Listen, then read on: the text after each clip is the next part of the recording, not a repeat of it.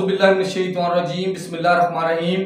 मौजूद नाज़रीन, नवाइशर HD page और ओके न्यूज़ टीवी से मैं हूं आपका मेज़बान राना साइद इकबाल। सबसे पहले तो मैं आपका शुक्रगुजार हूं कि हमारे कल के प्रोग्राम जो कंट्रोल बोर्ड के हवाले से था, खान महमूद विरक साहब वाइस प्रेसिडेंट के खिलाफ जो तहरीक अदम एतमाद पेश होने जा रही है, उसको सबसे पहले ओके न्यूज़ टीवी ने ब्रेक किया और हल्का के अवाम की जानिब से एक बहुत रिस्पांस आया और हल्का के अवाम ने बताया कि हमारे लिए बहुत बड़ी खबर है। और हल्का के अवाम ने हमें मुख्तलिफ टेलीफोन कॉल्स की, व्हाट्सएप की और बराह रास्त रब्ता किया। और नाज़रीन, उन्होंने हमें कंट्रोल बोर्ड में मुख्तलिफ बेज़ाब्तगियों और शिकायत के हवाले से बताया और मौजूदा जो क़यादत है उसके खिलाफ शिकायत भी की। नाज़रीन, ये एक अलग चैप्टर है, ये अलग बहस है। वहाँ पे पूरे साल के दौरान क्या होता रहा, कैसे होता रहा, कौन लोग इसमें इन्वॉल्व थे, किन लोगों ने कोई गैर कानूनी इक़दाम किए, इसके ऊपर आइंदा भी बात होगी। लेकिन आज का हमारा जो फोकस है वो कंट्रोल बोर्ड में वाइस प्रेसिडेंट खान महमूद विरक के खिलाफ पेश होने वाली अदम एतमाद है। नाज़रीन, हम आपको बताएं कि अदम एतमाद की तहरीक के लिए 7 की बजाय 8 अरकान ने दस्तखत किए और उन्होंने दरख्वास्त पेश की बेस कमांडर साहब को और सीओ साहब को। और उस दरख्वास्त के ऊपर पूरा प्रोसेस होके, लीगल प्रोसेस होके 26 सितंबर की तहरीक की जो तारीख है वो 26 सितंबर की जो तारीख है वो फिक्स हो चुकी है। 26 सितंबर को इजलास तलब कर लिया गया है, जिसमें नॉन मेंबर भी शामिल होंगे और जो इलेक्टेड मेंबर है वो भी शामिल होंगे। इलेक्टेड मेंबर 12 हैं, जिसमें 10 मेंबर जो डायरेक्ट में मुंतखब हुए और 2 मेंबर मखसूस नशिस्तों पर मुंतखब हुए। 12 मेंबरान वोट करेंगे। नाजरीन, इस वक्त सफदर साहिद साहब की हमायत खान महमूद विरक साहब के साथ है और उन्हें 3 अरकान की हमायत हासिल है, जिसमें खान महमूद विरक है, नासिर महमूद खरल है और मलक अवैस ज़हूर साहब है।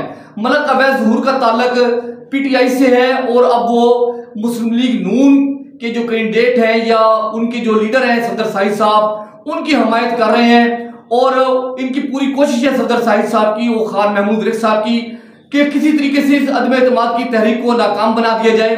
जी नाज़रीन, हम आपको बताएं कि जो 8 अरकान तहरीक अदम एतमाद पेश करने जा रहे हैं और जिन्होंने दस्तखत किए हैं और उस दरख्वास्त के ऊपर दस्तखत किए हैं वो सामने आ चुके हैं।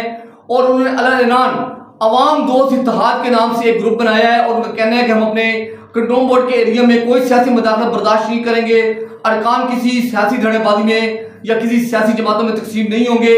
उन्होंने अवाम दोस्त इत्तेहाद के नाम से ग्रुप बनाया है और उनका कहना है कि हम अवाम की खिदमत का एजेंडा और मंशूर लेकर आए हैं।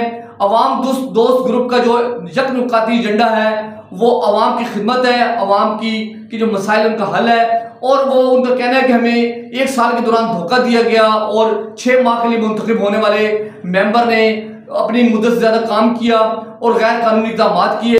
और नाज़रीन, मैं आपको बताऊं कि खान महमूद विरक साहब के हवाले से ये बात आई थी कि उन्होंने अपनी वाइस प्रेसिडेंट के ओहदे से इस्तीफा दे दिया है। ये बात बिल्कुल दुरुस्त है, उन्होंने इस्तीफा दिया था, लेकिन इस इस्तीफा के ऊपर जो कानूनी प्रोसेस था वो पूरा नहीं हुआ और उस इस्तीफा को हाउस में पेश नहीं किया गया और रिजेक्ट हो गया। नाजरीन, मैं आपको बताऊं कि इस वक्त 8 मेंबरान अवाम दोस्त इत्तेहाद में शामिल हैं, जिनमें राजा शहजाद साहब हैं, जिसमें आसफ कानू साहब हैं, जिसमें ज़िशान हैदरी साहब हैं, जिसमें आसिम गौरी साहब हैं जो अक़लियती मेंबर हैं, और इनमें तोकीर अशरफ गुजर साहब हैं, उमर फारूक खरल साहब हैं और जफर खान साहब हैं। नाजरीन, वार्ड नंबर 7 से जफर खान का ताल्लुक मुस्लिम लीग नून से है और वो इस वक्त इस अवाम दोस्त इत्तेहाद की हमायत कर रहे हैं और वो इनके साथ खड़े हुए हैं और उन्होंने जो दस्तखत हैं दरख्वास्त पर वो भी किए हैं और वो खुलकर सामने आ चुके हैं। इस इत्तेहाद ने, इस नए ग्रुप ने ये अहद और वादा किया है कि हम आइंदा मिलकर चलेंगे और बारी बारी जो भी उन्होंने टर्म एंड कंडीशन तय की है, अब शेख अरशद तारिक साहब, उसके बाद आसिफ कानू साहब और दीगर अरकान जो बारी बारी मुंतखब होंगे। नाजरीन, सफदर साहिद साहब ने खान महमूद विरक के खिलाफ अदम एतमाद को नाकाम बनाने के लिए प्लान ए तरतीब दिया है, जिसमें पहली कोशिश ये है कि वो अदम एतमाद की तहरीक को नाकाम बना दें। ये तहरीक या तो वापस ले ली जाए या वोट ऑफ नो कॉन्फिडेंस जब हो तो ये तहरीक नाकाम हो जाए।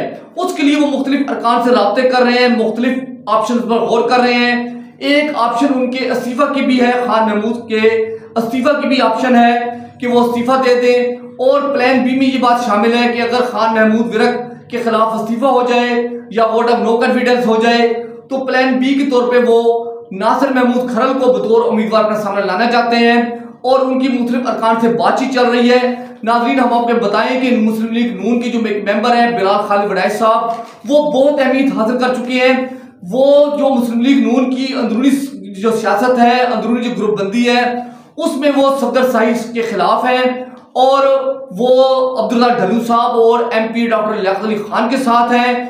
क्योंकि सफदर शाही साहब का ताल्लुक MNA चौधरी हामिद हमीद के ग्रुप से है, इसलिए निचली सतह पे कंट्रोल बोर्ड की सियासत में बिलाल खालिद वड़ैच साहब इस वक्त साइलेंट है। लेकिन हमें ये इत्तला मिल रही है कि अब्दुल्ला ढल्लू साहब ने और दीगर सियासी रहनुमाओं ने बिलाल खालिद वड़ैच को वाइस प्रेसिडेंट बनाने की शर्त पर बातचीत की है।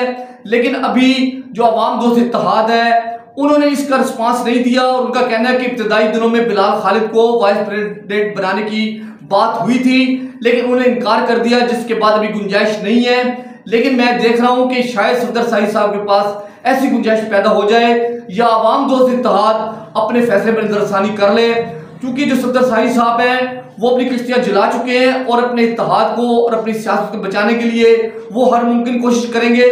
नाजरीन, इस वक्त अवाम दोस्त इत्तेहाद ने शेख तारिक अरशद साहब को आइंदा वाइस प्रेसिडेंट बनाने का फैसला किया है, लेकिन अभी इस फैसले पर कितना अमल होगा कितना नहीं होगा, पहला मरला खान महमूद विरक के खिलाफ अदम एतमाद है। अदम एतमाद की कामयाबी की सूरत में नए उम्मीदवार पर गौर होगा, जिसके बाद शेख अरशद साहब उम्मीदवार बनेंगे या कोई नया उम्मीदवार बनेगा। नाज़रीन, इस बात पर बड़ी डिबेट हो रही है, बड़ी बात हो रही है। इंशाअल्लाह ताला हम आपको नई जो डेवलपमेंट्स होंगी, नई जो बातें होंगी, नई जो खबरें होंगी, उनसे भी आगाह करेंगे। उस वक्त तक के लिए आपसे अल्लाह हाफिज और इंशाअल्लाह हम जल्द मुलाकात करेंगे।